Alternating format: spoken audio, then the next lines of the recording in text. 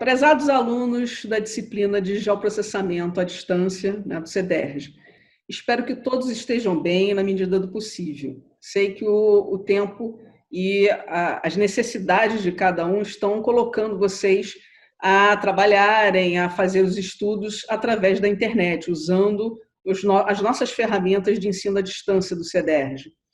E pensando na melhor maneira possível para vocês utilizarem essas ferramentas, né, que estão disponíveis hoje em dia, as atividades, tanto à distância, né, quanto as APs, que é uma realidade de vocês, de muitas dúvidas, muitas informações que vocês trocam com seus tutores, ou seja, mediadores, tanto os presenciais quanto à distância, a fim de melhorar essa dinâmica de aprendizado, nós colocamos aqui, para ajudá-los na fixação, na assimilação do conteúdo das aulas, um estudo dirigido também usando uma ferramenta interessante, que seria que eu estou chamando, na realidade, de videopalestras.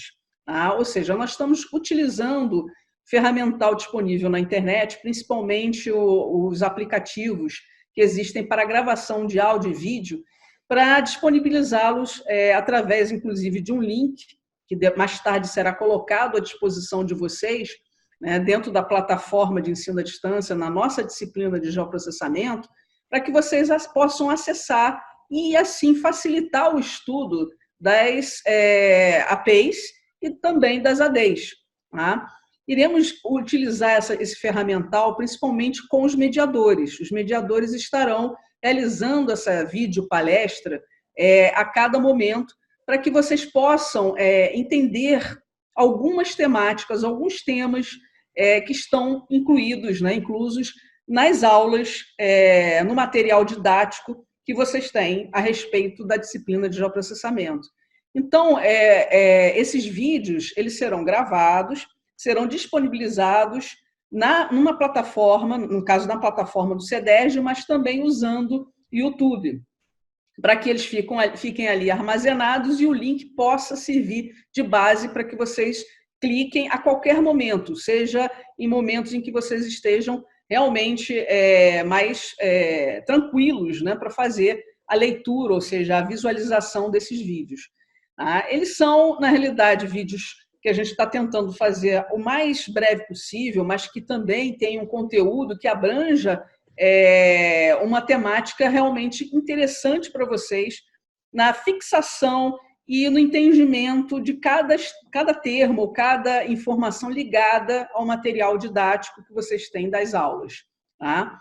Portanto, esse material vai servir não só para que vocês tirem essas dúvidas, mas também comuniquem essas dúvidas aos seus mediadores. Vocês possam fazer posteriormente um contato via chat, via vídeo tutoria, até mesmo mensagens, né, pela própria plataforma com seus mediadores e assim tirem as dúvidas pertinentes aos temas que vocês vão escutar e vão visualizar pelos seus mediadores. Eles também utilizarão os recursos de PowerPoint, né, de PDF, para ilustrar melhor esses temas e assim vocês conseguirem ter esse conteúdo de uma forma mais ordenada. Isso vai ser realizado por cada mediador presencial de cada polo, tá? Assim como também o mediador à distância. Tá? No caso, nossa primeira palestra de hoje vai ter como convidado, né, o nosso mediador à distância, professor Luiz Henrique Alves da Silva. Ele é mediador à distância há pouco tempo, vocês tiveram isso há pouco tempo. No entanto, ele irá abordar uma temática afim do conhecimento dele, principalmente porque é uma temática em que envolve assuntos em que ele vem trabalhando já há bastante tempo. Então, o tema principal será a fotogrametria digital e como vocês poderão utilizar essa fotogrametria, as suas aplicações, como, por exemplo, a utilização de ortofotos e de novas tecnologias, como, por exemplo, os veículos aéreos não tripulados, ou VANT, ou drones, né, como todo mundo conhece mais esse termo, né, voltados ao planejamento urbano. Então, o professor Luiz Henrique irá explanar isso E qualquer outra dúvida que vocês tenham, podem entrar em contato com ele também. Tá? Muito obrigada. Eu coloco agora a palavra ao professor Luiz Henrique. Boa tarde, Vivian. Bom dia, boa tarde, boa noite para o horário que vocês estiverem assistindo. Esse é o nossa primeira palestra. Agradeço muito à professora Vivian pela oportunidade de estar divulgando isso com vocês. E creio que esse trabalho assim, que a gente vai fazer aqui possa contribuir bastante com a fixação da disciplina de geoprocessamento. Eu vou compartilhar a apresentação aqui com vocês e espero que a gente tenha uma boa aula. Bem, pessoal, vamos fazer uma breve discussão aqui sobre a fotogrametria digital, aplicações das ortofotos e o uso de novas tecnologias, como são os VANTs, no planejamento urbano. Meu nome, como a professora já me apresentou, é Luiz Henrique, eu sou mestre em Geografia pela UERJ e essa aula está sendo mediada pela professora Vivian Castilho da Costa. Bem, o que a fotogrametria ela pode nos trazer? Da onde vem essa palavra? A palavra fotogrametria é formada pela junção de 3 palavras de origem grega, que é a fóton, grafos e metron, tendo cada uma delas os seguintes significados. Fóton, a gente está falando da questão da luz, grafos, a gente está falando de uma descrição, e metron, a gente está falando de medida, ou seja, nós estamos falando da descrição e medidas através da captação de luz, ou seja, a gente vai utilizar a captação de luz através da fotografia para que nós possamos fazer medidas e descrição de áreas. O que é a ciência da fotogrametria? Essa é uma ciência ou uma arte de se obter medidas dignas de confiança através de fotografias aéreas ou aerofotos. Bem, um histórico rápido da aerofotogrametria. Um histórico da aerofotogrametria começa em 1851 com o uso de um fototeodolito pelo francês Aimé Lazida, conceituou na ciência o estudo da fotogrametria terrestre e da estereofotogrametria, ou seja, é quando a gente faz o uso dessas imagens para fazer medições da superfície da Terra. E mais ou menos em 1851 até 1900, nós tínhamos esses aparelhos que faziam a captação dessas imagens acoplado ou a balões ou a zeppelins, que são essas aeronaves que são infladas por gás mais leves que o ar, que conseguem fazer o transporte de alguns equipamentos. Né? Essa foto à direita superior. Esse senhor à esquerda aí é o criador da fotogrametria. Mais ou menos em 1913, com o aparecimento do avião, próximo à Primeira Guerra, são sendo coletadas as primeiras fotografias aéreas para mapeamento com o uso de aeronaves. Já em 1936, em 1940, com o surgimento de melhores câmeras, né, advindas principalmente da questão da Segunda Guerra, as primeiras a gente passa a ter uma qualidade maior dessas fotografias aéreas que foram muito utilizadas durante a Segunda Guerra Mundial. A partir de 1950, a gente passa a ter um trabalho conhecido como fotogrametria analítica, onde a análise dessas fotos começa a ser desenvolvida mais profundamente, e a partir dos anos 90 até os dias atuais, nós já estamos trabalhando com a fotogrametria digital, que são aplicações digitais da fotografia dentro principalmente de computadores, onde nós podemos desenvolver alguns outros recursos além de uma simples análise, mas quantificações e assim por diante. Bem, aqui nós temos 3 exemplos da fotogrametria, dos tipos de fotogrametria, né? Uma analógica, onde a gente pode ver um fotógrafo preso a um balão do lado esquerdo, voando no balão tentando tirar a foto. Era mais ou menos assim como algumas fotografias eram feitas no final do século XIX, início do século XX. Durante uma boa parte do século XX, principalmente a partir dos anos 50, a gente trabalha com a fotogrametria analítica, onde as imagens eram coletadas pelos aviões e processadas nessas grandes máquinas, onde o operador ele tinha como objetivo analisar aquela imagem e transferir essa imagem para uma mesa digitalizadora que criava os vetores em um papel que depois poderia ser reproduzido de forma gráfica. Até a gente atingir atualmente, né, o mapeamento digital, que pode ser feito hoje em dia através de aviões ou até de drones, e esses dados são processados em computador, né, como a gente pode ver na imagem à direita. Bem, as ortofotos são imagens normalmente levantadas a partir de câmeras acopladas a aviões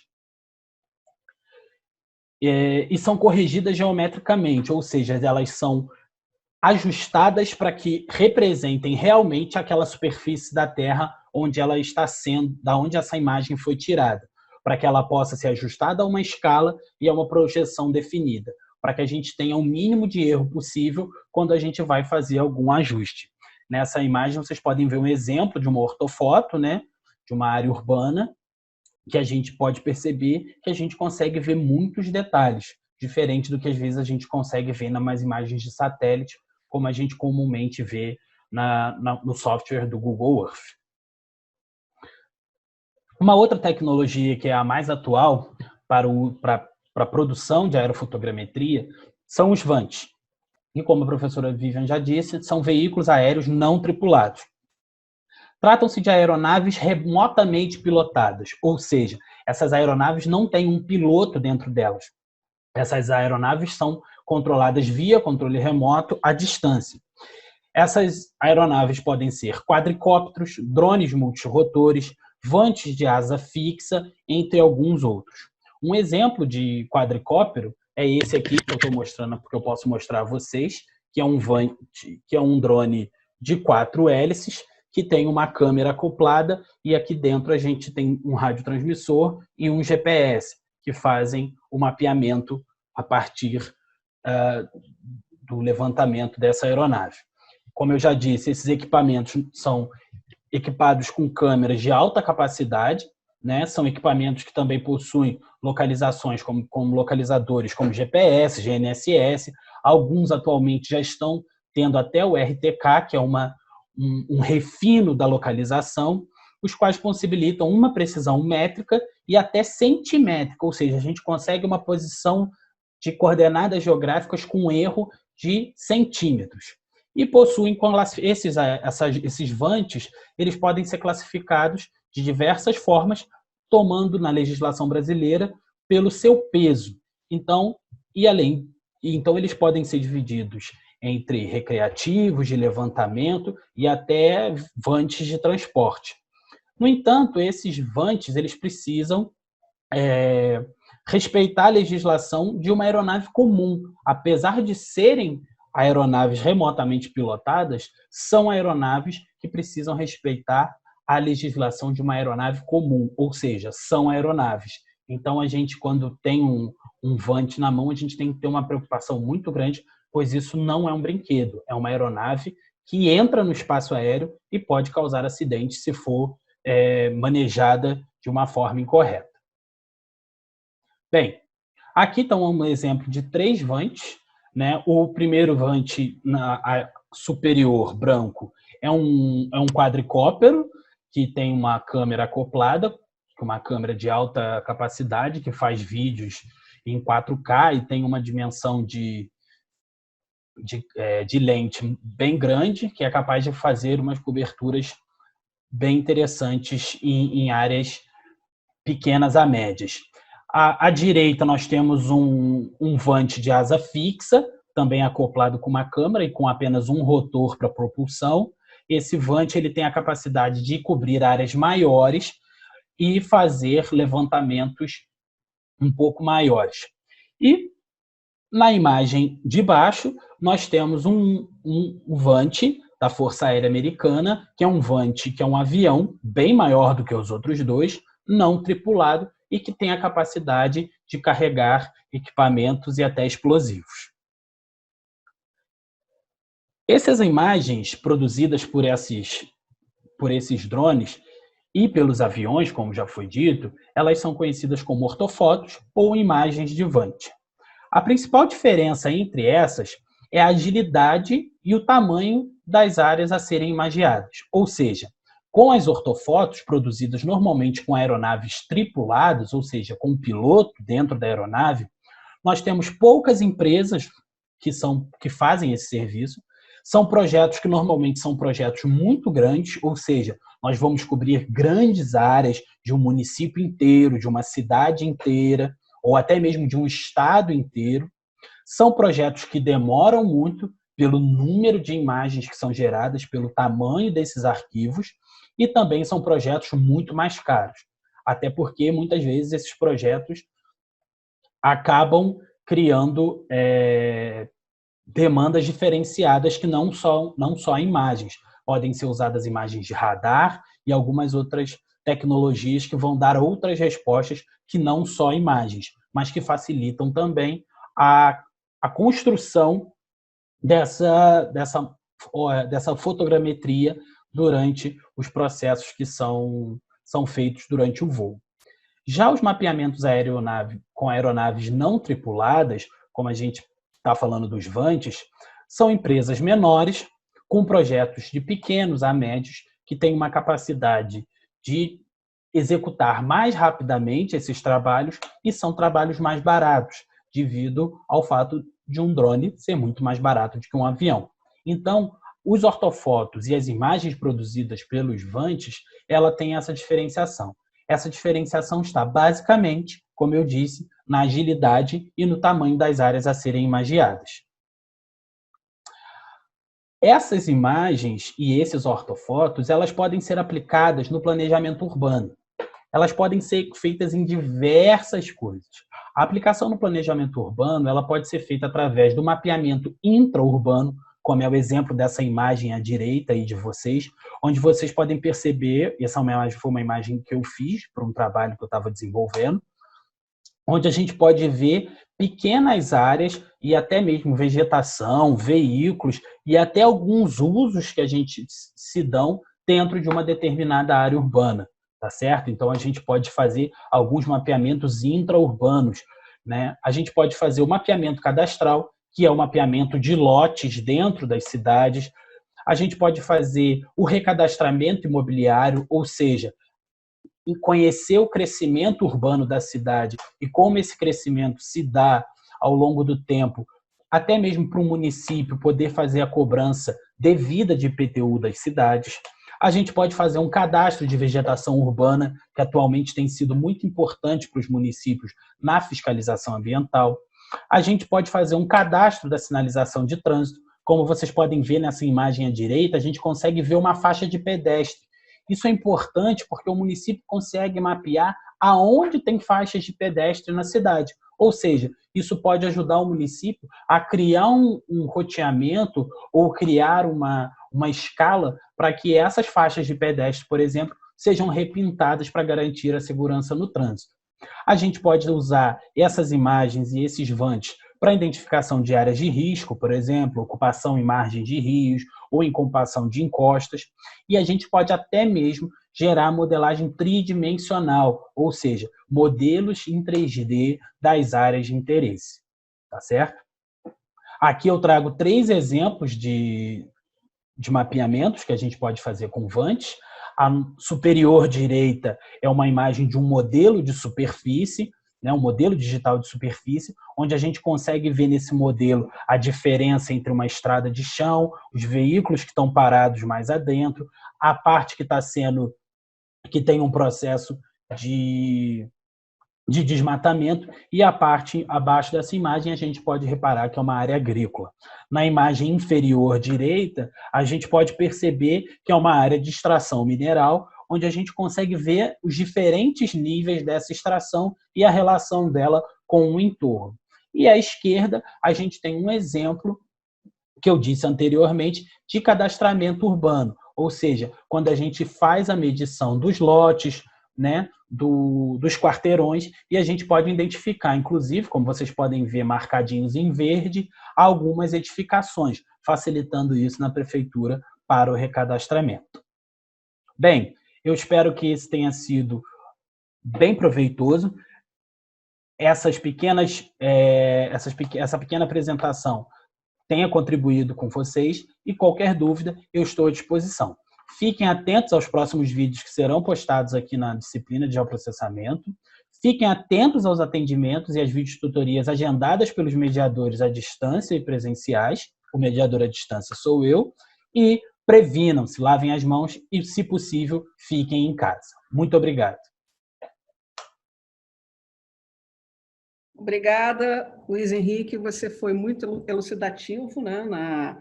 E agora eu gostaria de fazer algumas perguntas, né? Porque seriam algumas perguntas talvez até que o próprio aluno faria ou estaria na dúvida, né? Pertinente ao tema, toda a explanação que você realizou muito bem. Primeiro, por exemplo, as ortofotos, né? Você mostrou até de certa forma o início histórico, né, da fotogrametria digital, da analógica, analítica à digital. E eu queria saber, assim, por exemplo, as ortofotos, elas surgiram em que momento, né, e qual é a diferença dela para os produtos que os veículos aéreos não tripulados ou os drones realizam, né? As ortofotos, em geral, elas são, como eu disse, produzidas por aviões tripulados, onde um avião com piloto, equipamento e técnicos fazem a cobertura aérea, fazem o imageamento aéreo de uma determinada área, pode ser de uma cidade, de uma fazenda, e esse equipamento vai capturando essas imagens dentro de um avião tripulado, com um custo mais alto, com custo de equipamento que você precisa, são equipamentos mais altos, e você tem uma diferenciação, no caso das ortofotos, porque elas são feitas com equipamentos mais robustos, que dão oportunidade aos técnicos de identificar outras questões que, normalmente, as imagens de VANT não vão poder. Por quê? As imagens dos VANT, em sua maioria, são imagens compostas apenas por 3 cores primárias, né, que a gente chama de RGB, e essas imagens não dão tantas oportunidades aos técnicos para fazer certas análises dentro das áreas. Então, você diria que em termos de escala, né, você teria realmente um benefício grande maior, né, digamos assim, dos drones para determinados momentos do que as ortofotos, né, ou para determinados objetivos, né? Exato. A escala de detalhe das imagens produzidas pelos drones, ela é uma escala de detalhe muito maior, onde a gente consegue perceber coisas muito maiores. Então, por exemplo, com esse drone que eu mostrei a vocês, a gente chega a imagens com pixels representativos de 3 centímetros, onde a gente consegue ver detalhes, por exemplo, numa construção ou numa área degradada, com detalhes que muitas vezes uma ortofoto com escalas de 15, 20, 30 centímetros a gente não vai conseguir enxergar. O problema talvez esteja realmente na questão de que o tripulado, né, você faz nas ortofotos, você realiza o plano de voo, né, faz a tomada, né, a varredura dentro daquele plano de voo, porém, né, você otimiza pela condição espacial, né? Tudo bem que a escala não acompanha um detalhamento tão grande quanto é o realizado pelo drone, porém, você tem condições de fazer uma passagem numa área maior, não é isso? Sim.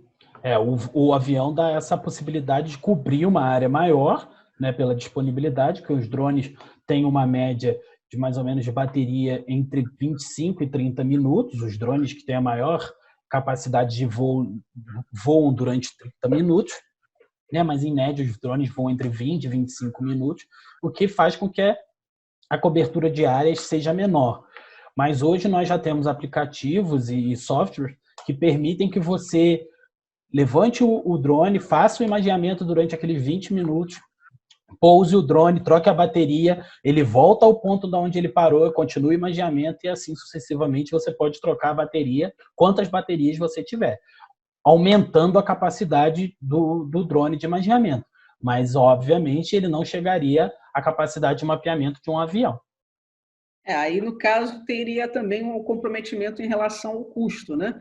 Porque o custo realmente de um planejamento de voo, né, para a realização de ortofotos é muito grande, né? Exatamente. E no caso do Vant, você teria também a questão dos equipamentos. Muitas vezes o Vant, como você mostrou naquela ilustração, que tem vários tipos, né? O quadricóptero, Uhum. né? O Vant de asa, e cada um tem o seu custo também, né? Mas Exato. aí o benefício associado, né? Com relação ao que você extrai de informações, né? Que são ali colocadas para te facilitar, né? Na hora do teu objetivo, né? De projeto, como você Como colocou. você falou, por exemplo, os drones de asa fixa, como aquela imagem, a segunda imagem que eu mostrei entre os 3 drones, a imagem que está à direita, um drone de asa fixa ele tem uma capacidade de cobertura diária maior do que um quadricóptero, porque ele tem uma estabilidade maior e ele consegue voar a distâncias maiores, fazendo uma cobertura melhor dessas áreas do que um quadricóptero, por exemplo. Perfeito. Por exemplo, você deu assim algumas aplicações, né, para realização de voltados, né, a planejamento urbano, né, a utilização Sim. dos drones, né?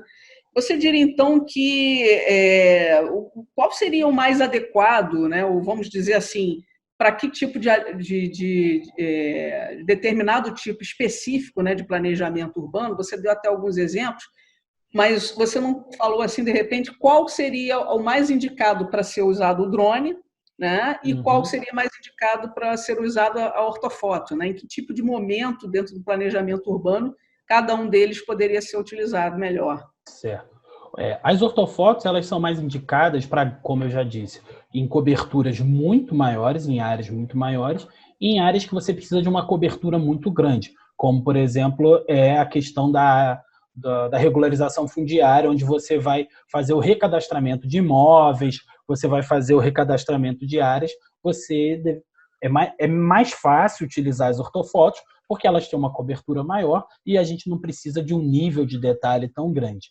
Mas se a gente for fazer, por exemplo, o replanejamento de um bairro, a gentrificação de uma área que está sofrendo algum processo, o drone ele vai nos dar detalhes muito maiores de uma área menor, onde eu possa fazer uma aplicação mais detalhada de recursos. Então, por exemplo, se eu for fazer o replanejamento de uma praça, por exemplo, eu fazer o imageamento dessa praça com um drone, onde eu consigo identificar, por exemplo, todos os pontos verdes daquela praça, todos os vegetais que compõem aquela praça, eu vou usar um drone que vai me dar muito mais detalhes do que uma ortofoto. Ao passo que se eu for fazer um cadastramento de IPTU da cidade, eu vou utilizar uma ortofoto que vai me dar uma possibilidade muito maior de compreensão daquele território.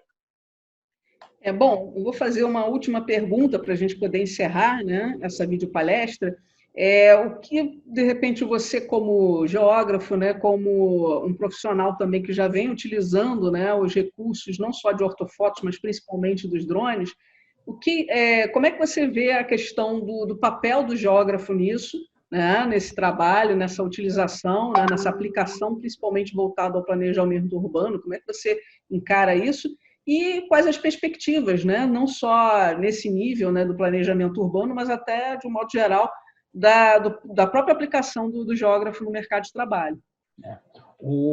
Eu acho que, como uma pessoa que utiliza os VANTs e até outras tecnologias na área de geoprocessamento, o geógrafo ele tem uma importância muito grande no uso dessas tecnologias, porque o geógrafo é um dos profissionais que tem a capacidade de fazer a análise integrada do espaço. A gente consegue perceber os fenômenos espaciais através do meio físico, através do meio social, através dos meios culturais, e a gente consegue fazer a interrelação entre esses processos e mostrar esses processos, colocar esses fenômenos de uma forma espacializada, ou seja, a gente consegue mapear esses fenômenos e a gente prover soluções